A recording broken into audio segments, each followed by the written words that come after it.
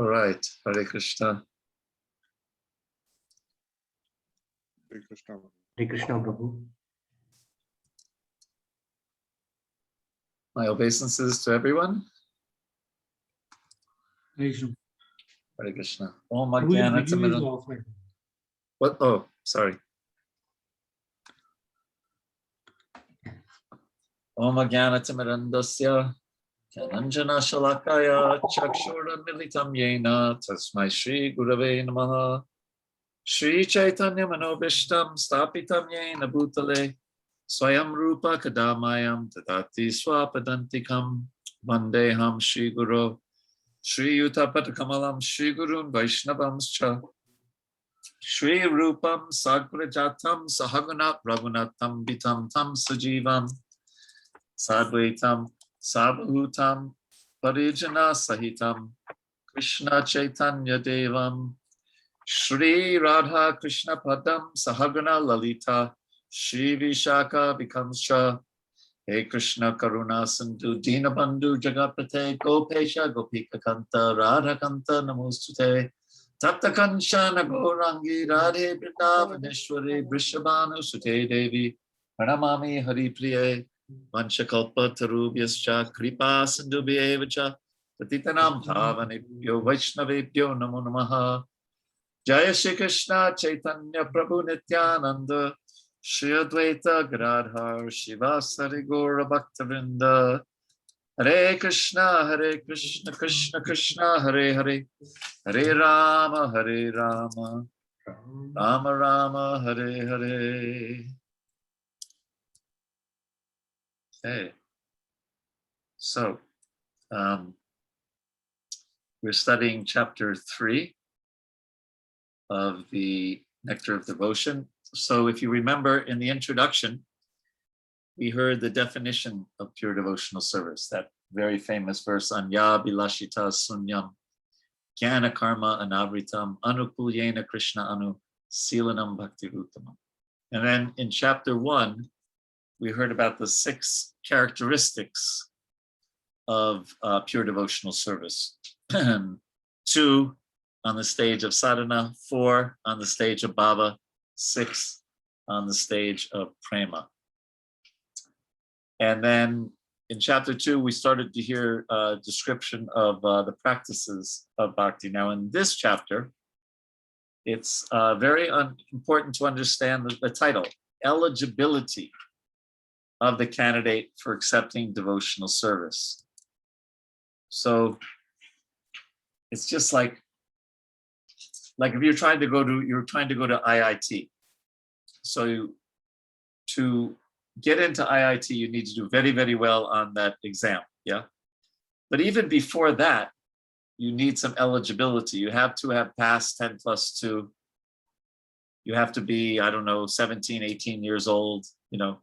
There's some very basic eligibility. So this is not the level of who's a pure devotee. This is the eligibility to take to devotional service, to be able to apply to IIT.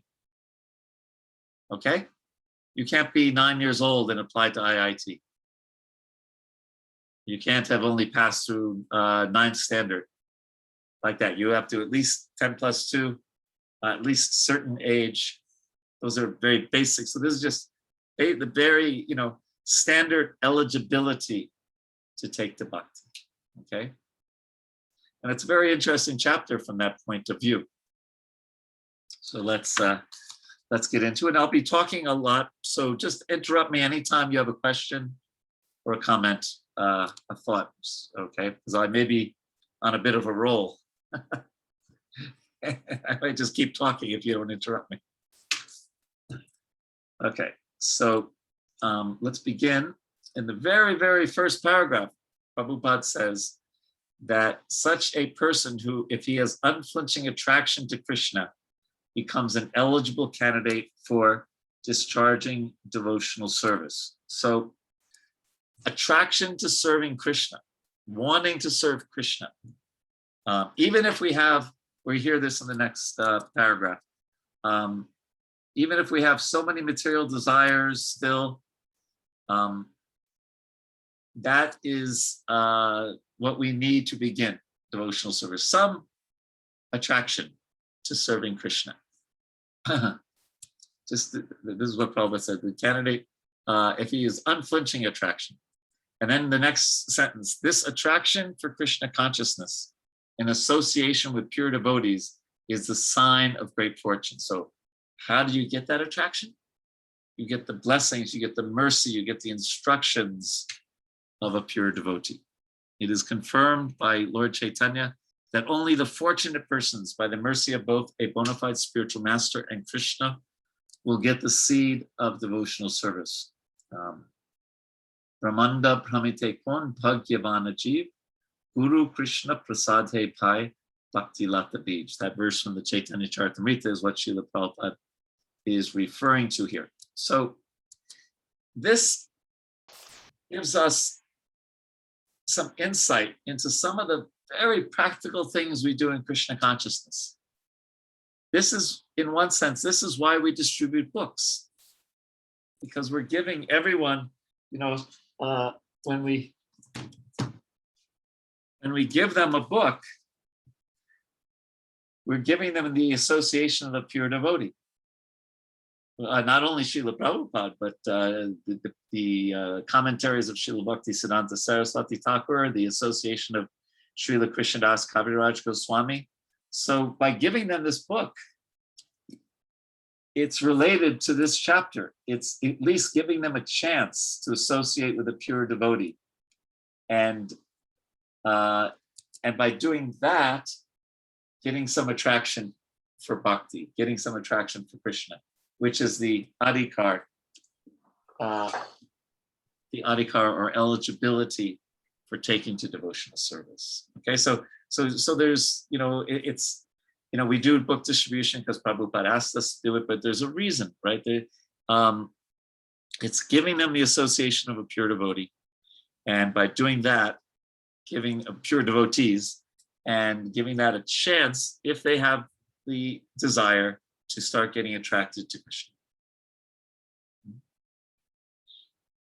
And of course, the holy name, and that's why we do Harinam, Nagar Sankirtan, and also giving people prasadam if they get attracted to prasadam.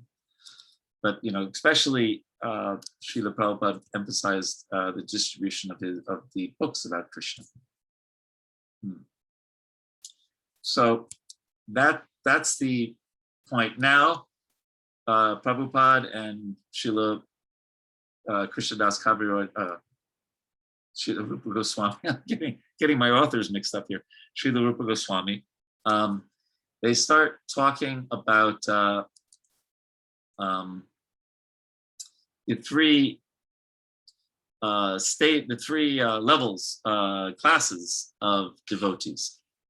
So the first one is called the Uttama Adikar. And but let me see if there's anything I wanted to say before that. No, that was it. So it is, by the way, just before we get into that, it's good to notice that sometimes we think there's other things than attraction to Krishna that we need before we take to bhakti.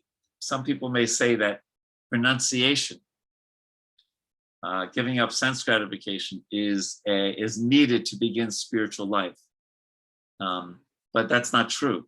A matter of fact, very dry renunciation can be an impediment to taking up bhakti. Now we know that when we take to bhakti, Vairagya Vidya Nija Bhakti Yogam Shiksharkam Ekam Purushilparano, that Lord Chaitanya taught renunciation and knowledge through bhakti.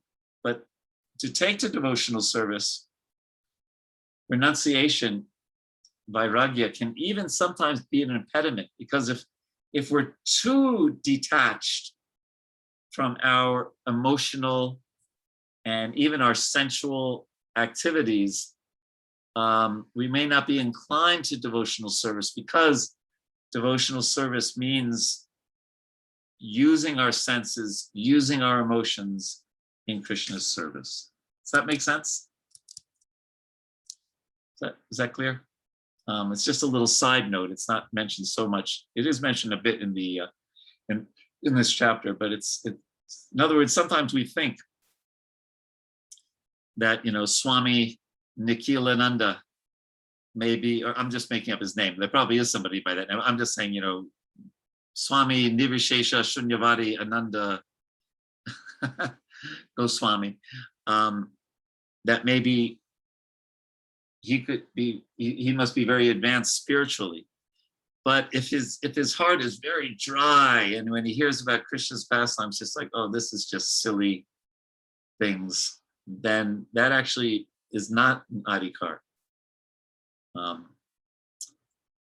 to take to bhakti. Okay, so somebody put in the chat, let's see. Rasa Sindhu Giridhari Prabhu, is attraction to Krishna and yeah, yes, I would, yes, pretty basically, because yeah, are they the same? I would consider them on the same level, because bhakti, Prabhupada would sometimes, because sometimes people will say, I have bhakti for Ganesh, right? You probably heard, or Lord Shiva, or, you know, one of the other demigods. But in some places, Prabhupada says, no, no, bhakti is only for Krishna, or, you know, Vishnu Tattva. Because usually when it deals with a demigod, it's usually a business exchange. I'll scratch your back and you scratch mine, generally. So bhakti, if we're defining bhakti as exclusively for Krishna, then attraction to Krishna, the attraction is bhakti. Is that all right, Prabhu? Answer your question? Rasa Sindhuji? Yes, Prabhu, yes. Okay. Okay, so now let's talk about the three Uttama, Madhyama, and Kanishta.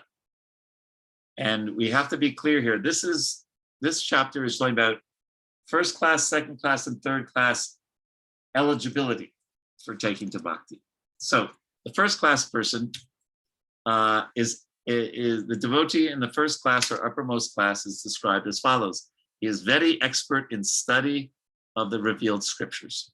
So by taking this course, we're all becoming on this level, becoming expert in the scriptures. So it's very good. And a little later it says, he never deviates from the principles of higher authority, and he attains firm faith in the scriptures. So he has two things, strong faith and strong knowledge. Okay? Now, the next paragraph talks about the second class. Second class is, he's not very expert in arguing on the strength of revealed scriptures, but he has firm faith. So not so much Shastra, but firm faith. And then the third class in the next paragraph, not strong faith and not strong understanding of Shastra. Okay, so let me show you something. So this is a little diagram. Can you see that? Yes? Yes, Prabhu. Okay, so Uttama, strong, convinced faith, and can convince others, and strong knowledge, and can defeat opposing opinions.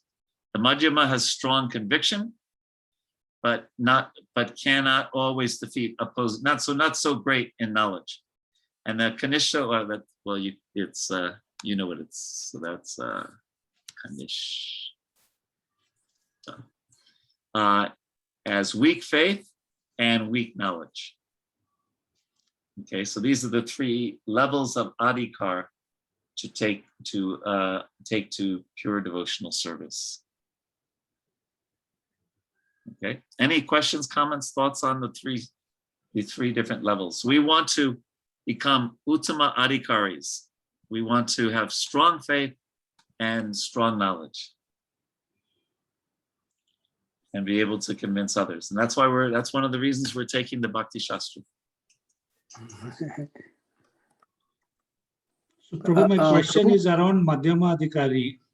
So it says good knowledge, but not able to argue on the conviction. Right.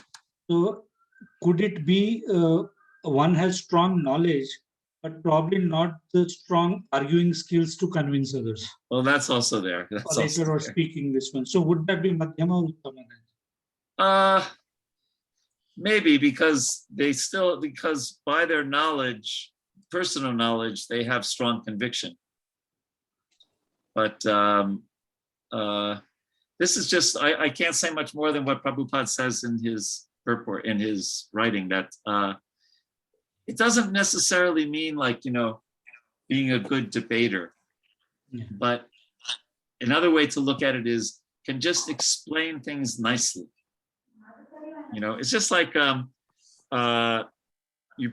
of you have heard of Sadaputta Prabhu. Have you ever heard of him, Richard Thompson? Yes, I have. Yes. Okay. So Sadaputta Prabhu, and I see your hand is up, Varda Krishna. We'll get to that next, Prabhu. So Sadaputta Prabhu was he's no longer with us. He passed away, but he was a disciple of Srila Prabhupada's, and he was one of the founders of the Bhaktivedanta Institute. He had a PhD, and he's written many important books, and he's a brilliant, brilliant person. Really, I mean, just like his mind is just like, amazing. So, and now the Bhaktivedanta Institute for Higher Consciousness or Higher Studies is following in his footsteps. So when I was in San Diego, I was in the same temple as him for some time. And we would sometimes invite him to speak to the children in Gurukul about science. And he, how sometimes maybe somebody may like, this word doodle, when they're listening like to a lecture or something, they might just, draw something, and it kind of like helps them concentrate, right? They may just, just play around with a pen and a piece of paper. So his doodling in Bhagavatam class was like long mathematical equations. But he could speak to 9-year-old children in a way that they would understand. So I always thought that's a sign of great realization, right? To be able to be up here, but to be able to come down here to explain to others. So Prabhupada was like that. He could have quoted Sanskrit all day long and talked about Raganuga Bhakti and everything, but he presented Krishna consciousness in a way that even people who had no understanding of Vedic culture or anything could understand. So that's real. So the Uttama has that expertise, not necessarily they could just defeat everybody, but also that they can explain things in such a way that others can understand. That's another way to look at it. See that?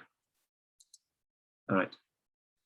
And for those of you who are familiar with other statements in other Shastra, just remember that this Uttama, Madhyama, Kanishta is about the eligibility. And then in the 11th canto, those same 3 words are used in a different way. In the 11th canto, the Uttama is one who sees Krishna everywhere. So that's not about Adikar, that's way above that. That's called the Uttama Bhagawat. And a Madhyama is one who is very expert in preaching, right? If you remember, we studied this also in Nectar of Instruction. And the Kanishta is one who sees Krishna in the temple, but is not respectful to devotees. So that's a different, because those 3 words just mean highest, middle, and lowest, right? And they can be used in different ways. Okay. So let's, any other questions, oh, I'm sorry, Varda Krishna Prabhu had his hand up. Hare Krishna Prabhu. Hare Krishna. It's a kind of, I'm opening up what's a perennial debate. My question is that, how does one move, say, for instance, from Madhyama Adikari to Uttama Adikari level? Is it by enrolling in Bhakti Shastri? Is it by, like you see the trend nowadays, a lot of people will say no, I have to do Shravanam Kirtanam. Prabhu, I don't like to disturb my Shravanam Kirtanam. I can't come for service. I can't do this. I can't do that. I have to take care of this, my sadhana. You get so much into that kind of a mood that you keep wondering what to do with devotees like this. Or is it that over a period of time, by the mercy of Guru, Vaishnavas, who notice your service attitude, and of course you somehow or other squeeze time out for study, and there's the element of blessings and mercy. So, I mean, how does one do it? How does one actually progress? Because in my time, in my days, I come from the Madhu Pandit legacy. We had, at times, there were times when we were out on the streets for 12 hours or 14 hours. And we didn't complain, we liked it. I look back and I see that so many of our devotees who went through that kind of a grind under Madhu Pandit have survived. They're doing very well. In those days, I'm talking about the early 90s, there wasn't so much thing about Bhakti Shastri. So I don't want to sound like a critique of this, but Well, that is the secret. the important thing in so many things in Krishna consciousness is to have a good balance, right? Because we know, I think I told that story that Prabhupada was critical of devotees who didn't read his books carefully. He even one time did like a little role play, and he played both the part of the devotee, the book distributor, and the non-devotee. And he said, my dear sir, please take this book. And the man says, then he played the role of the non-devotee, and he said, oh yes, well, what is the book about? And then he played the role of the devotee. He said, I don't know what the book's about. I only distribute it, I don't read it. And Prabhupada also once said that my only criticism of devotees is that they think my books are for distribution and not for reading. So there's that side. There's also the other side that Bharata Krishna Prabhu is pointing out. And since we're reading about Rupa Goswami, a book by Rupa Goswami, I thought I would quote, this is from a purport in the Chaitanya Charitamrita.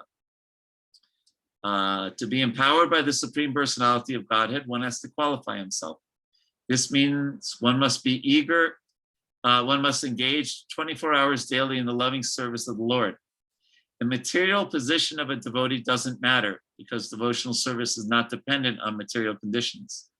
In his early life, Srila Rupa Goswami was a government officer and a grihasta. He was not even a brahmachari or a sannyasi. He associated with malechas and yavanas. And then this is the point. But because he was always eager to serve, he was a qualified recipient for the Lord's mercy. Because he was always eager to serve. So we need to have this balance. We don't want to use our reading of the Shastra as an excuse for not doing service, but we want to have a balance. We do want to take time to hear and chant. One time also Prabhupada said, if you don't hear and chant, very soon there'll be no more Hari Hari Bol. So we need to do that. But then the purport of reading Prabhupada's books is to actively do other services, right? So we need a balance. We need a balance. And I don't know, but maybe some of those devotees that are with that other group, maybe they didn't have a balance and therefore they don't understand some basic philosophical points. But I don't, I'm not criticizing, just saying that we need to have a balance of hearing and chanting. And therefore Prabhupada gave us like the ISKCON sandwich, right? Morning program, evening Krishna book and hot milk, and in the day doing lots of service. It was like a ISKCON sandwich. Like that. Is that all right, Bharata Krishna Prabhu? Thank you, Prabhu. But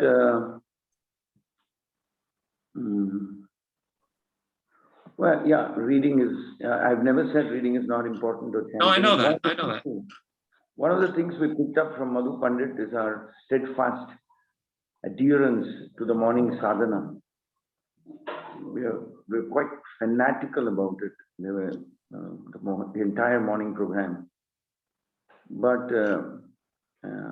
because that was the Bhakti Shastri was not a known term then. Yeah, that was not a known term then. But although Prabhupada introduced it in 1968, 69, but we didn't take it up. Yes, I'm saying generally in ISKCON as a whole, it Yeah. wasn't there. So Yeah, much no, as it actually, yeah, we started it in the, if you know the history, we started it in the VIHE in 1989. And in those Yeah. days, it was a residential program.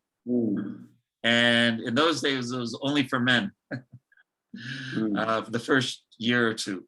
And then we expanded it, and then it expanded to Mayapur, and Mayapur had programs for men and women, and then it went all over the world. But it was started by Prabhupada himself years earlier.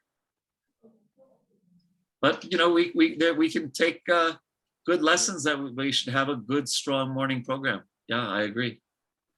You know, morning is the best time for spiritual practices. Okay. I'm sure Prabhu?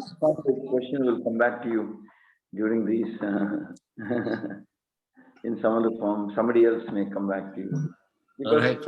See, my point is not so much about should we have reading or not. The point really is about how does one progress from. Yes. Anyway, you answered me very emphatically. And that's why I quoted, Rupa Goswami, always eager to serve. Yeah. And also in the Nectar of Devotion, we will read a little later that Prabhupada says it's not so much the service we do, it's the service attitude. Right? Like, you know, as a leader, when there's a devotee who's just, you know, always, you know, goes up to Prabhu, what can I do? What can I do? What service can I do? It's such a pleasure working with such a person. Absolutely, that's what I was coming to. See, from our perspective of being a, you know, whatever, leader or something, for me, one big barometer is how much a person is willing to cooperate and serve. Maybe he can't do much, but at least he's willing to consider here and willing to offer service time or energy or something like that. And yes, you said it right. You got the bullseye. It's a pleasure to be working with such people. And then obviously you feel nice in your heart that, hey, oh my God, I wish we had more Rasa Sindhus or Achyut Padarvindas or like that, I keep thinking. And so I guess that's when they get their bonus mercy. That's how they earn their mercy bonus. Yes, exactly. Well, that's what the Prabhupada wrote here, right? That because he associated with Milechas and Yavanas, but because he was always eager to serve, he was a qualified recipient for the Lord's mercy. I mean, I just mentioned two names for reference, but a lot of people here in this group are pretty much like that, and I'm very deeply obliged to them. But the point I want to say is that that's how they earn their mercy bonus. Yes, very good. Very good. Was there another question or comment? Prabhu, just I want to raise one point based on our Yes, Ram Krishna so far. ji, Hare Krishna, nice to see you. Hare Krishna, Prabhu. Prabhu, then our mere eagerness, willingness to serve Lord, that alone is sufficient, even though I am unable to renounce what I am supposed to renounce as per our scriptures, or I have not fully given up my material enjoyment, but I have full faith in Krishna. I am willing to serve, eagerness to serve. That then it is a sufficient, Prabhu, to, I mean, advance in his. Well, it's Krishna will help someone who has that mood. In the 9th chapter of the Bhagavad Gita, Krishna says, Ananyas chintayanto mam, ye jana paryupasate, tesham nitya bhujuktanam yoga shema mahamyanam. So yes, we can get, that's the way to get Krishna's mercy, but we should also understand that part of the eagerness to serve is to follow the instructions of Prabhupada's, is to follow regulated principles, is to chant so many rounds like that. So that's part of being eager to serve. Okay. Okay. Thanks. Mm-hmm. Any other questions or comments? So then let's go on. So we said these are the 3 different stages of taking up bhakti.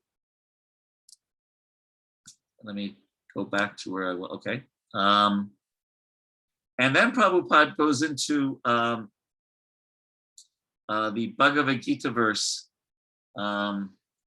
Chatur vidha bhajante mam jana sukritinorjuna arto jigyasur artarti gyani cha paratarsabha. He says that further classifications of the neophyte, the Kanishta, is made in Bhagavad Gita. It is stated there are 4 classes of men. So the one is the distressed, another is the in need of money, another is the inquisitive, and the other one is the wise person. So Dhruva Maharaj, is explained in the next paragraph, was desirous of wealth. He wanted a kingdom bigger than his grandfather's. These all, of course, became great devotees. Gajendra took shelter of the Lord because of distress. He was praying to the Lord for protection, and he eventually became a pure devotee. The 4 Kumaras, Sanak, Sanatan, Sananda, and Sanakumar, they were wise, saintly persons. They were Gyanis. They had no material desires. And then the inquisitive was compared to Shonaka Rishi and the sages in Naimisharanya. And Prabhupada said that thus they achieved the association of a pure devotee, like Dhruva Maharaj got the association of Narada Muni, for example, and became pure devotees themselves. So that is the way of elevating oneself. In whatever condition one may be, if he is fortunate enough to associate with pure devotees, then very quickly he is elevated to the 2nd class or 1st class platform. And let me just see if there's, I'm looking at my notes to see if there's any other points I wanted to make here.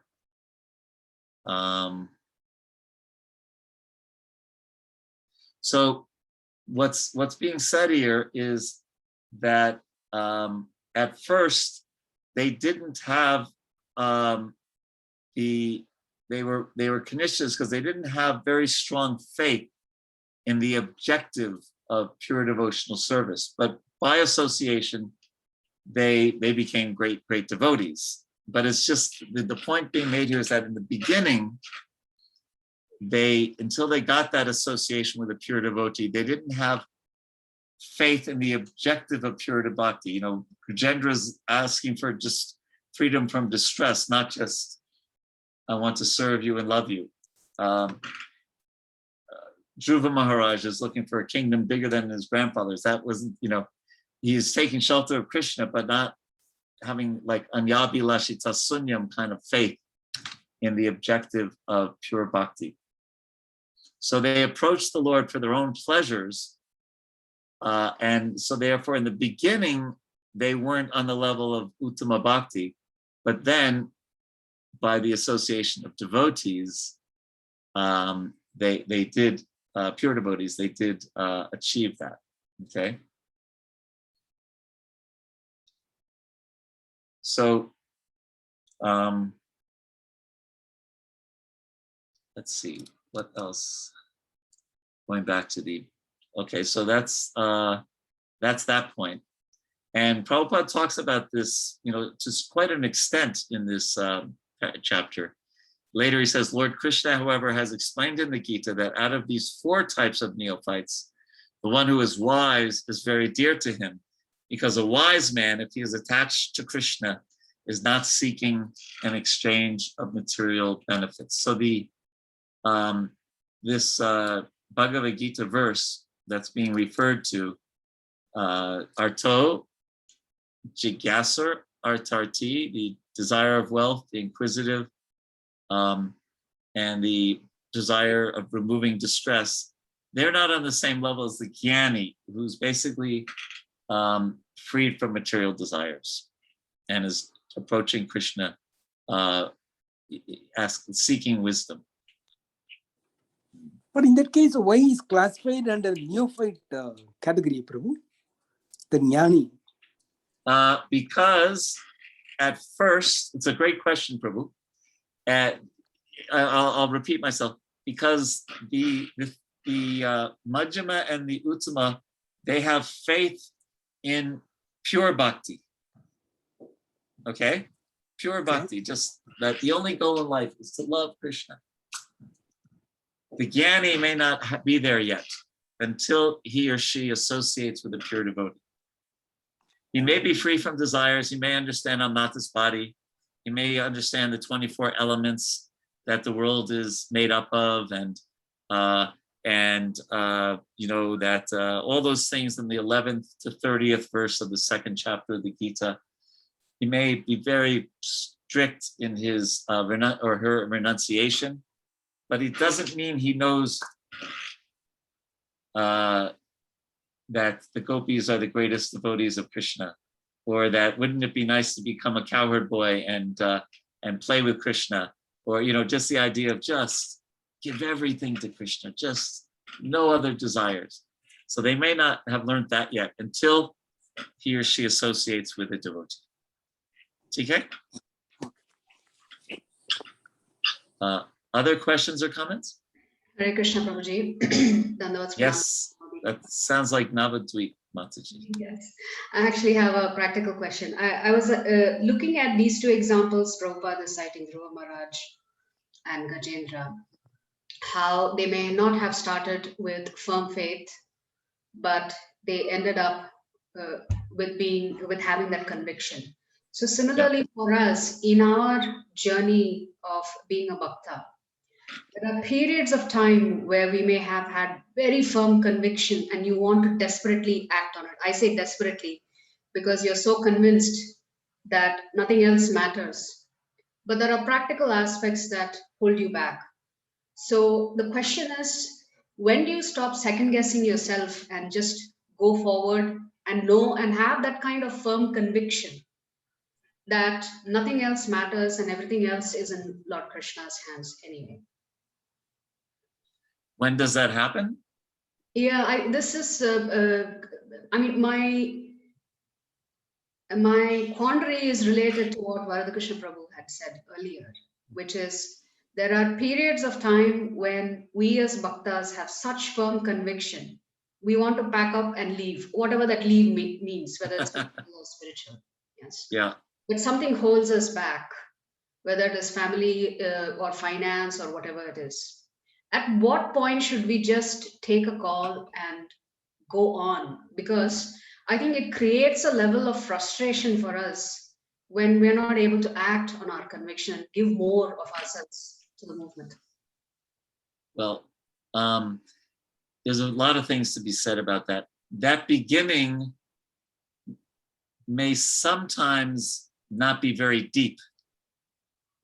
Oh yes, I'll just give everything up. It's good, it's nice, but it may actually not be very realized. It's just that we're getting such bliss from that introductory offer of Krishna consciousness that we just want to, like I did that. I just quit university. My mother was totally upset with me.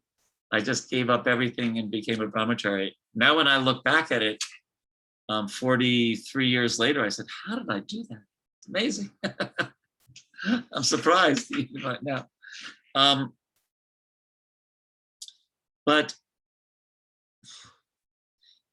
I think we read that earlier today, that there's no material impediment. And Lord Brahma has that verse where he says, Stane stita, shutikatam tanum bhagmanobir. He says, stay in your position. Prabhupada even says something like, don't be a crazy man and give up everything prematurely.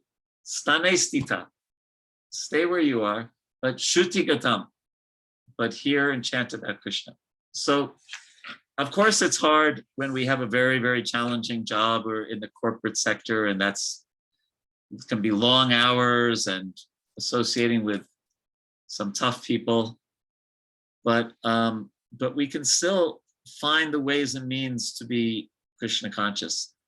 And we can look forward to the time when we can retire from that, like Rupa Goswami did, and Sanatana Goswami, and then dedicate our remaining days.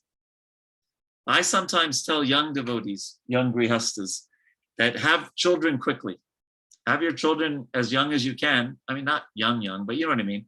Because then, if you have a child when you're 25 or 20, let's say 25, then by the time you're 45, they're at university, they're getting their job, you don't have so much responsibility anymore. And you may have 30 more years or 35 more years of health to just do service. But if you wait till you're 40, your children want to play with you and you're like, I can't do it, I'm too sick. Like that. So I like to recommend to, if a brahmachari is not sure, that usually means they should get married.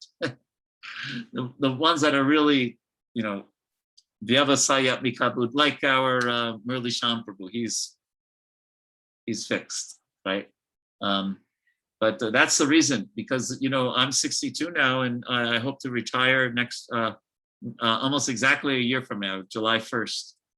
And I hope I have good health for many years to just do service. So the Varnashram is different times in our lives.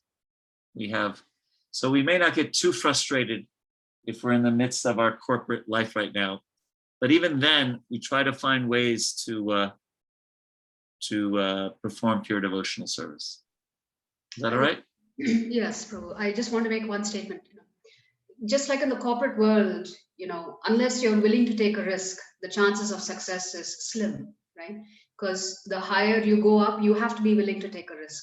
Yeah. So sometimes I feel, even in spiritual life, while that may seem preposterous to suggest, you have to be willing to go out on a limb and take a risk and do what you do. Yes, I agree. The question is, what is the appropriate risk? Yes. And that may be different at different times in our life. That's my point. It might mean, let's say in our case, as we're working a job, it might mean really being careful to take rest early so that we can get up early and have a good, strong spiritual life. Even though we'd like to space out a little at the end of the day and do this and that, we say, no, I'm going to really take rest early so that I can. That might be our risk, right? And then we may take a stronger risk later on in life or earlier in life also, to become a devotee. We may have that is probably a big risk for many people, because I know even in India, sometimes our family members are not happy when we become a devotee, right? I used to think it was only in the West. My mother was very upset. She threatened to commit suicide, but she didn't. But I see in India also sometimes, especially if someone becomes a brahmachari and they went to IIT or something like that. So yes, is that all right? So yes, take a risk, but we need to figure out what is even in the corporate world, you don't take dumb risks. You take well thought out risks. Varda Krishna Prabhu? With your permission, I thought I'll just add something to what you have said. Please. Because, see, Lord Chaitanya gives equivocal instructions There are times when he has said, Stane Sthiti Sutigatam Tanubam Manobhir. But also when Raghunath Das Goswami quits and runs away and makes it to Puri Jagannath, Lord Chaitanya says, look at this boy, he was rotting in the Yes. dark well of Gruha and the Kupa. Now he's free, look at him. He's so lucky, he's so blessed. He escaped somehow. So there's a little, but I think that, you see, a Krishna conscious lifestyle or a Brahminical lifestyle, we can move into a Krishna conscious, completely dedicated lifestyle by progressing, in the sense that first you go into a Brahminical lifestyle, which is just live by your needs, not wants, which is progressively simplify your life and see if you can handle it. But that's where the catch is. Sometimes we're so used to a particular lifestyle, level of opulence, level of whatever. So we just can't give up. So that means you're not ready for what is in store next. So are you able to simplify your life little by little, until you can lead a very basic minimalistic kind of a life? And then you're ready. You can take the plunge. Actually, I was on both sides. I was in the corporate world a bit like Brother Vihari Prabhu, and then I moved in here. And then again, when the Ritvik thing happened, I went out into the corporate world, and I quickly realized that it's just not meant for me. So many of us restructured our life very quickly, and we came back into ISKCON. So there is this saying, we can satisfy somebody's needs, but you can't satisfy somebody's wants.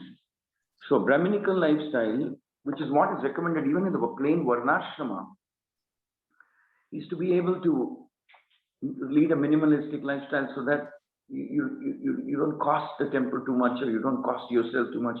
It becomes so complicated that you have to think so much about how to earn that money.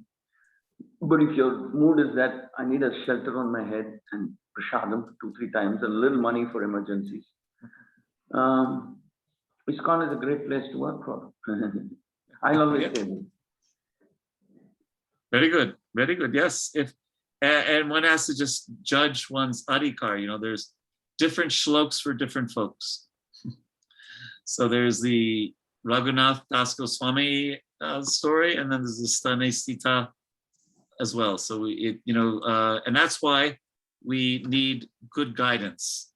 Someone who knows us, someone who understands us, someone who's more mature than us, more older than us, more senior, who can understand us and then give us the right direction. Yes, very good. Other questions, comments? Just as a postscript to what I just said, I'm sure if you were to ask Brother Vihari Prabhu, after 43 years of being a devotee, and if he regretted his decision to join in or serve Krishna, dedicate. No regrets. No regrets. There you are. So I mean, so many of us, we're happy that somehow we don't know. We didn't make those calculations like people sometimes do nowadays. What happened to me when I get married? What happened to me? I mean, I'm not saying we shouldn't do such calculation, but that's not how we became devotees. We liked it. We thought, hey, come on, let me just give this one life to Krishna, and let's see what happens. Yeah. What's the worst thing that can happen? It isn't all that bad. So, well, if you're able to simplify your life, it isn't as difficult or undoable as you think it is. But the big question is, are you able to simplify your life? Are you able to live in a small quarters? Just be concerned about what are your essential needs. Would that satisfy you? Are you ready for that kind of a lifestyle? Hare Krishna. Thank you, Prabhu. Any other questions or comments? So there's really, this is a pretty simple chapter, and there's really only one other major point that is made here, and that is about liberation. So liberation comes automatically to a devotee. It's a byproduct of bhakti. And Rupa Goswami makes it very clear that a pure devotee has to be free from the desire for liberation and sense gratification. And he compares these to ghosts and witches. He says Prabhupada writes, the material desire to enjoy the material world and the desire to become liberated from material bondage are considered to be two witches, and they haunt one like ghosts. As long as these witches remain within the heart, how can one feel transcendental bliss? As long as these two witches remain in the heart, there is no possibility of enjoying the transcendental bliss of devotional service.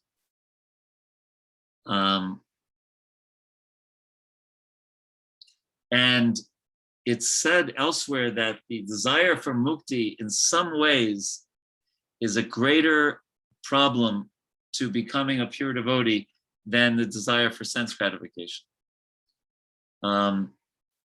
Because if you just want to become detached from the names, forms, qualities, activities of the material world, we may also become disinterested in all variegatedness, including the transcendental name, form, qualities, and activities of Krishna. So that's why the desire for mukti is completely against the idea of pure devotional service. So, yes? Can we, if I were to make the statement, would this be accurate? So the desire for mukti or liberation, the reason it is considered, I suppose, impure is because you see yourself as the same as God. And therefore, it's just not possible for you to have bhakti if you see yourself as one with God. Would that be an accurate statement? That is possibly one aspect. The other aspect, yes. The other aspect is it's totally selfish. It has nothing to do with pleasing Krishna. Yes. I'm suffering. I want to get out of this place. So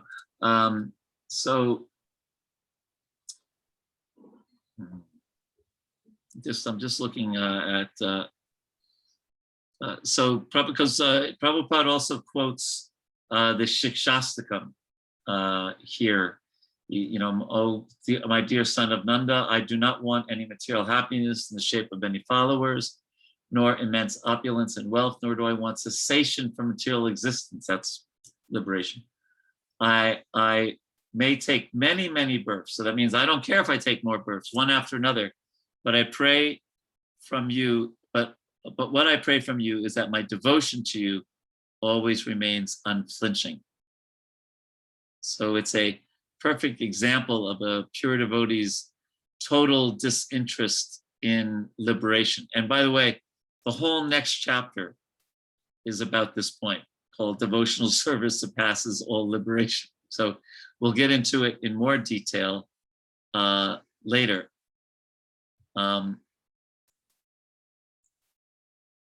So what's interesting is we do want to become free from the bodily concept of life. So that's similar to a person who's desiring liberation, right?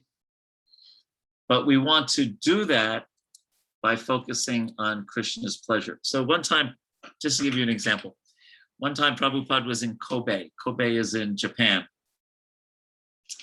And it's a very, very interesting pastime. Even when he was with Bhanu Swami. He wasn't a Swami then. I don't even know if he was initiated yet. And Burijan Prabhu and one other devotee. So there's even even on the way to Kobe, very sweet pastime. They took what they call the bullet. The bullet is a train that goes 200 kilometers an hour. So imagine in India if that happened. So the seats face each other, like they do in India. The seats face each other. So Bhanu Swami stood up so that Prabhupada could extend his legs to the other chair.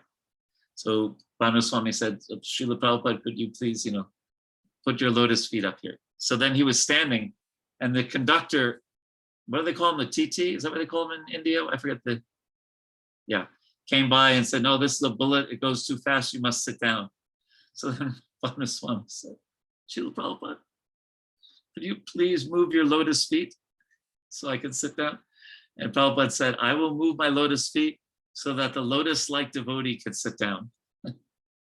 So anyway, they went to Kobe, and the devotees had made an arrangement with the Hindu society there for Prabhupada to give a lecture. And but the Hindu society had arranged for a Mayavadi sannyasi to speak first. Or no, to speak at the same program. He didn't speak first. Prabhupada insisted that Prabhupada would speak first. And the devotees were very ashamed that they didn't tell Prabhupada till the day of the program that there was going to be a Mayavadi sannyasi there. So it was held in a Gurudwara. So if you've ever been to a Gurudwara, there's sometimes a very high Vyasasan. It's not for the Guru, it's for the reader of the Guru Granth, right? So Prabhupada sat there and he gave a lecture in Hindi. And this is very early, it's 1969. The devotees didn't understand a word because they didn't know Hindi in those days. So then Prabhupada finished his lecture, and the Indian gentleman offered his hand up to Prabhupada so he could come down so that the Mayavadi sannyasi could sit up there. Prabhupada didn't move. He stayed there. And the sannyasi said, oh, okay, tika, and they gave him like a folding chair. And the sannyasi was giving his talk, and Prabhupada was just kind of rocking back and forth, gently chanting on his japa beads, like that, like this, Hare Krishna, Hare Krishna, Krishna. Oh, he had his beads, Hare Krishna, Hare Krishna, Krishna Krishna. And after 20 minutes, he was speaking in Hindi also. After 20 minutes, Prabhupada opened his eyes very wide, and he looked at his 4 or 5 disciples, and he said, stop him.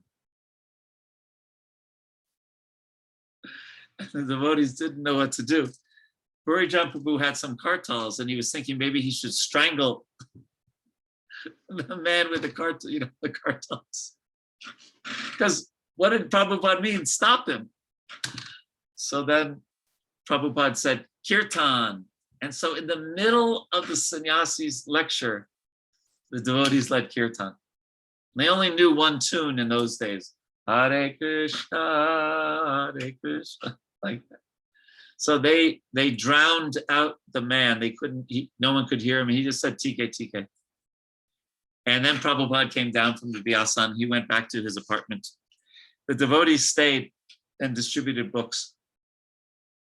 But they were very curious what happened because they didn't understand the Hindi. So after the program was over, they ran back to the temple to talk to Srila Prabhupada. Prabhupada, what happened? What happened?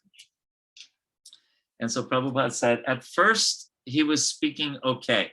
So this is the point, Mataji. At first, he was speaking okay. We're not this body. We're spirit, soul. Goal of life is not sense gratification. Like that. But then he started speaking about Panchopasanam and his Mayavadi stuff. And he said, I could not tolerate that insult to Lord Krishna.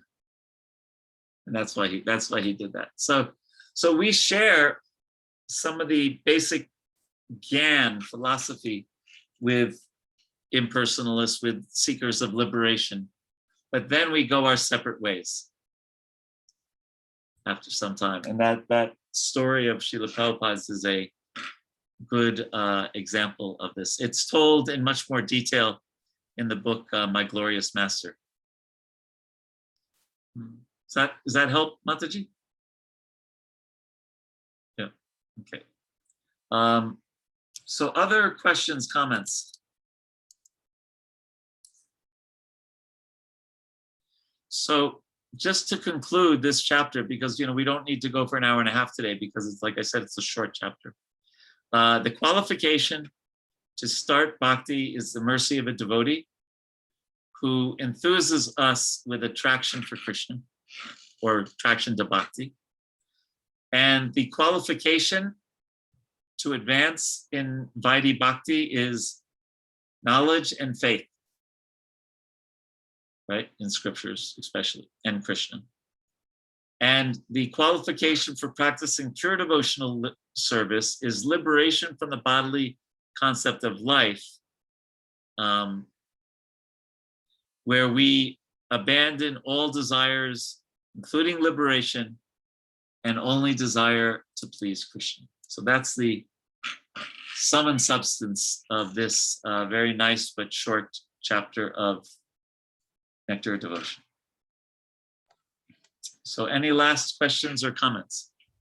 Prabhuji, there is one statement that Prabhupada makes in a paragraph that starts with, as stated before, there are three kinds of happiness: material, spiritual, and devotional. My apologies, I'm not sure if this was covered earlier, but what is the difference between spiritual happiness and devotional happiness? Okay. That what he means here, because obviously in a certain context, they mean the same thing, right? Mm. But what he means here is the jnani, or the person seeking liberation. Okay. And that becomes clear in remember the 6 symptoms of bhakti, of pure devotional service? One is that the enjoyment is greater than material enjoyment. And another one is that it surpasses the enjoyment of impersonalism or liberation. Mm. So that's the connection. So material, so karma, jnana, bhakti. TK, is that right? Other questions or comments?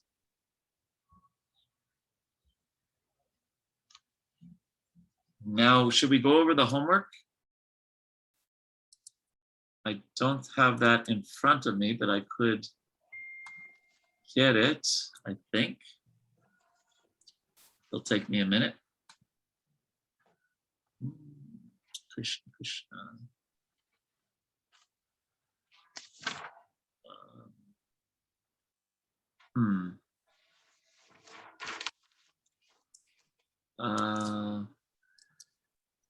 Maybe it's a PDF.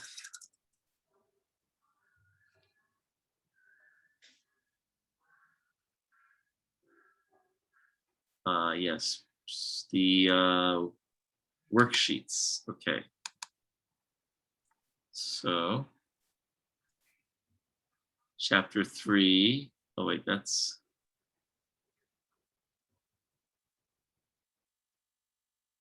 Bhagavad Gita. Prabhu, it's on page 89. Contents 89. Thank you. questions. Thank you. 80. Wait, 89? No. Prabhu, we have also those questions to be covered. We didn't cover these questions last week. Okay, well, just 1 second, because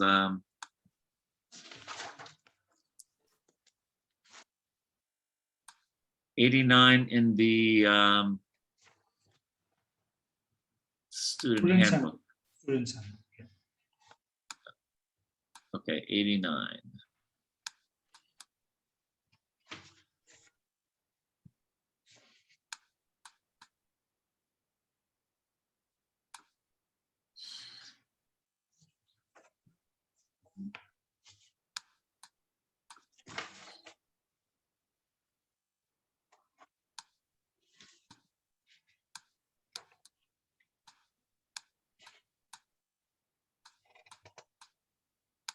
I'm up to 72. Give me a minute.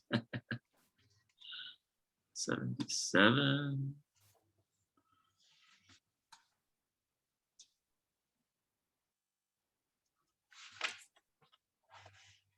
$85. Okay, here we go. So 89.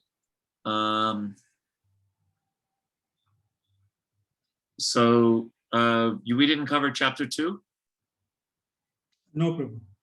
Okay, so describe briefly the 3 categories of devotional service and their characteristics. So that is sadhana, bhava, and prema. Right? Yeah. Okay. And then what is the qualification for practicing devotional service? That also came up in chapter 3, but what did it say in chapter 2? About the qualification for practicing devotional service.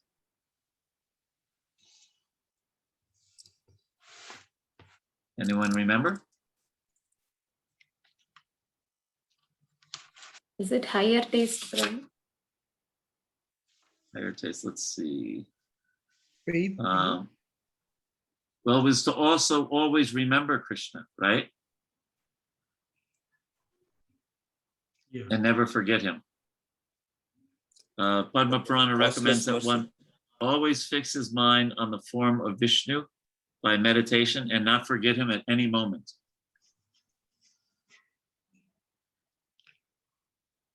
So, yeah, so I'd say it's to fix one's mind on Krishna. That is the beginning of sadhana bhakti. Somehow or other, one has to fix his mind on Krishna. Okay, so it's fixing one's mind or remembering Krishna. And now for the homework for today, that's really easy. Describe the 3 levels of eligibility. And that would be, Uttama, firm faith, strong knowledge; Madhyama, firm faith, weaker knowledge; Kanishta, weak faith, weak knowledge. Okay? Now, there was also the workbook, right? Yeah. What page is that? 47 47. in the Okay. PDF. In the PDF, thank you. 47.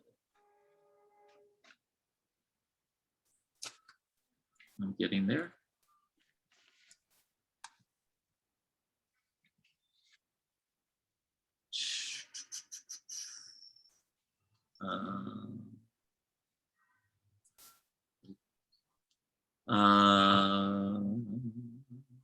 Wow, it's a long one.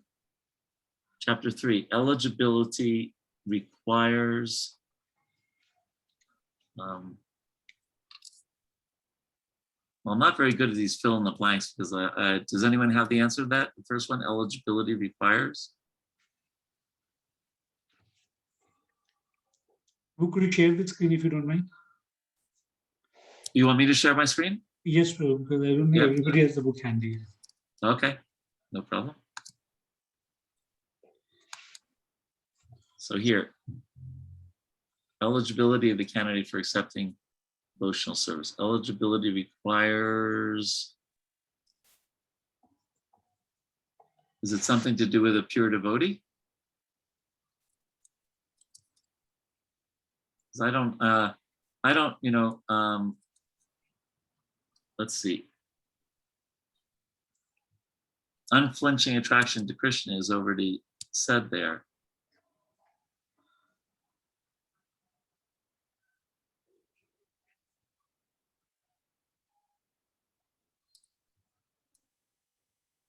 Mercy of a bona fide spiritual master is a good answer for that. Definition of faith, understanding that the ultimate goal of life is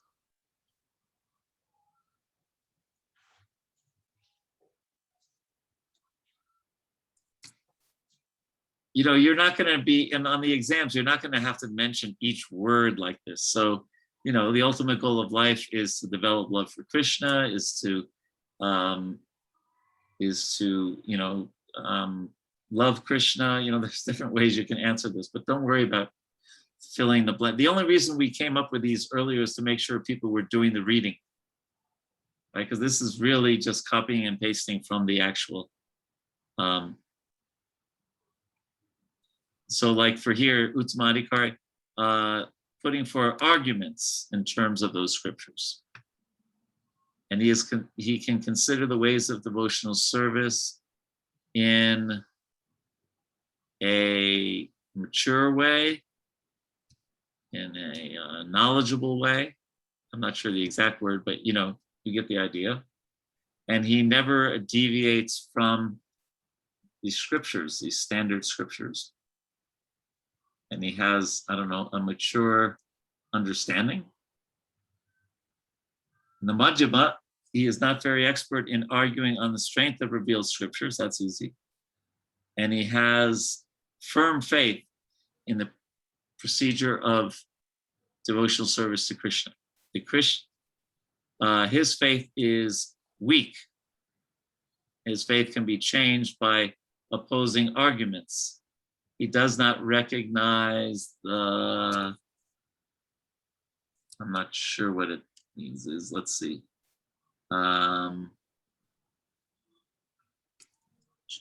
He does not recognize the decision of the revealed scriptures. You can still see my screen? Yes, Prabhu. Yes. Okay. Further classification of Kanishta Adikars, those in distress, Gajendra, those in need of money, and filling in the blank, let's see,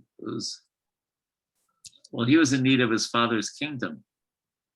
Those in need of money, let's see what it says. Example, he was in need of his father's kingdom and therefore engaged in devotional service. In the end, he was purified and he declined to accept the material benedictions. Okay.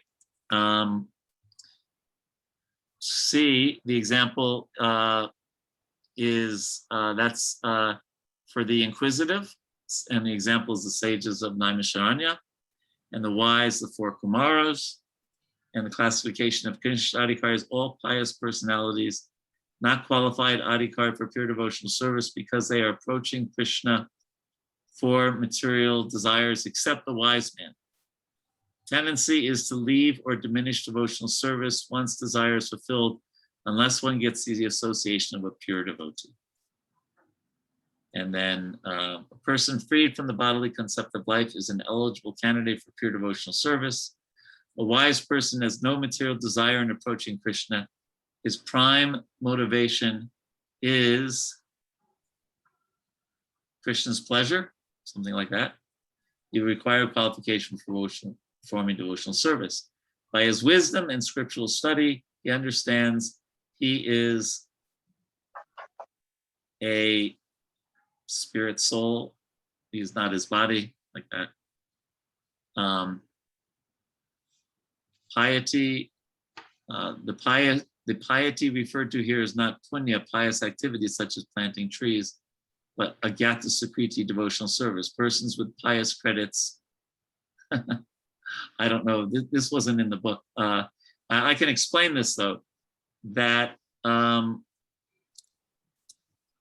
one could ask the question, what is the relationship between being a good person and taking to devotional service? You know, in old days, planting trees, you know, like fruit trees, or in the present day, you know, walking old ladies across the street, or, you know, being honest and paying taxes on time. And so what is the relationship between being pious and bhakti? And there really is not a direct relationship. Bhakti is independent.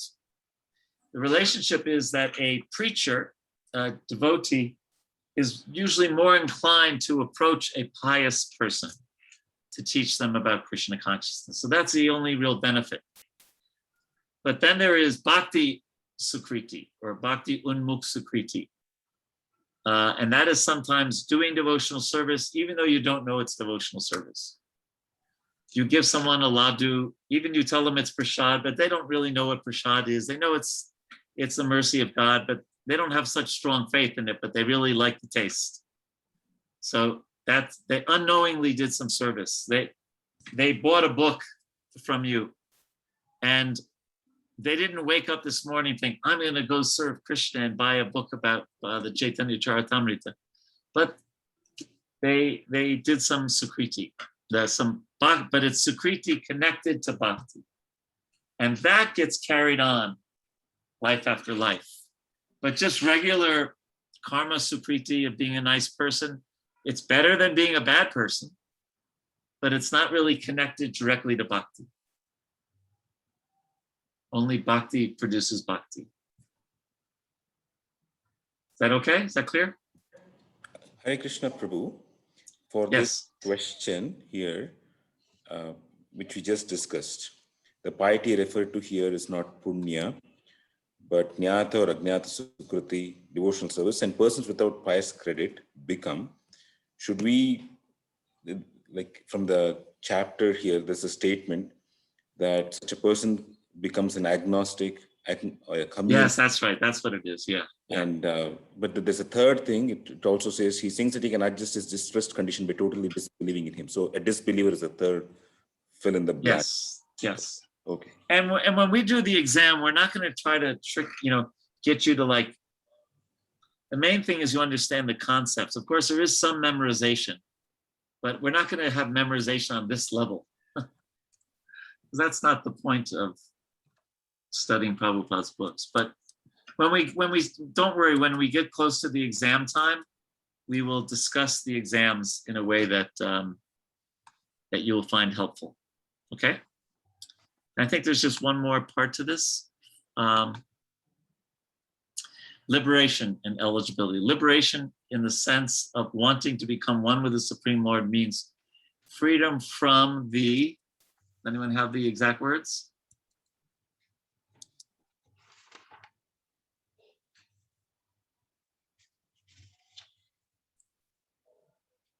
No? Is it a cycle of birth and death, Prabhu? Yeah, okay. Cycle, that makes sense. Freedom from the cycle of birth. Yeah. But it is just an advanced variation of the material concept. One must know that he is finite and the Lord is infinite in order to take up devotional service. One who has a desire for mukti, liberation, and bhukti, sense gratification, is described as being haunted by something to do with ghosts, right? We just read it earlier. Yeah. Ghosts, Some ghosts and witches. Yes, ghosts and witches. He cannot relish the, the transcendental mellow of devotional service? Transcendental taste, yeah. Transcendental taste, yes. And then devotees do not care for mukti. And then there's many examples that are given. Kapila's instructions to Devahuti, Uddhava's instructions to Krishna, Kapila's instructions to Devahuti again, and then Dhruva Maharaj. So, very, very good. It's a very nice chapter about the glories of pure devotional service. Anything else? Okay, Prabhus. So we will, Krishna willing, we will see you next week and study chapter 4. Thank you very much. Thank you. Hare Krishna. Thank you. Hare Krishna. Vanchakalpatarubhyasya kripasindhu. पतितानां पावनेभ्यो वैष्णवेभ्यो नमो नमः.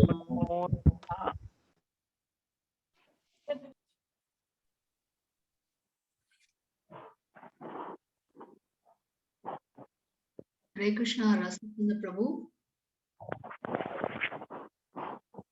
Hare Krishna, Mataji. I think we can stop the recording.